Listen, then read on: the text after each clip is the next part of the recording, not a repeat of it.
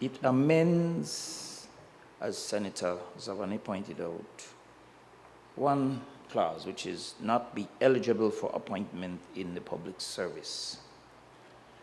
I am not aware of the rationale for that having been inserted in the first place, but I am troubled by the thought that the drafters at that time would have thought that somebody in the position of contractor general could be corruptible and would not have had the integrity then, and therefore would prevent him from being in the public service because of his propensity to be corrupted. Then we had the wrong person. We had the wrong person. Because the contractor general's position, as Senator Lizarraga said, is sacrosanct. And while I heard the back and forth, I will prefer that, in fact, the debate on the resources for the contractor general duly fits under the budget debate, where he should have some supporting staff to do his work, and the last one didn't. But the last contractor general, there was no question of his integrity. There's no question of his ability. That never came up into any question, and that was not the reason we did not renew it. We did not renew it because he did not submit his reports in time. My understanding from the applications is that two things people don't want. They don't want their business everywhere, and so the Integrity Commission was an issue for them, a lot of people. And the second thing, being young, they did not want to be in a position to be taught and locked out from any future job. We have some serious laws in this country. All of us in here, every single one of us, our children, our wives, our husbands, our associates are in a straitjacket. They are called politically exposed persons. You can't even open a bank account. You can't do all kind of things. This is MADNESS. But we have to answer to it.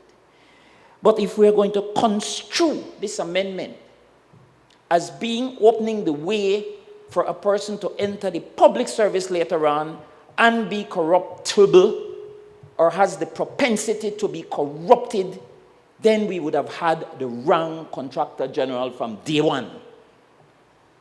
Because I'm telling you, I would not have wanted to be 35, I wish I were, but I would not have wanted to be 35, well qualified, hold the position for 3 years, which is what the law says.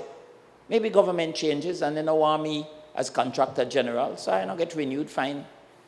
But at 38 or 39, I'm locked out from applying for any position in the public service that would be advertised. Why could I not then be, for example, the director of immigration?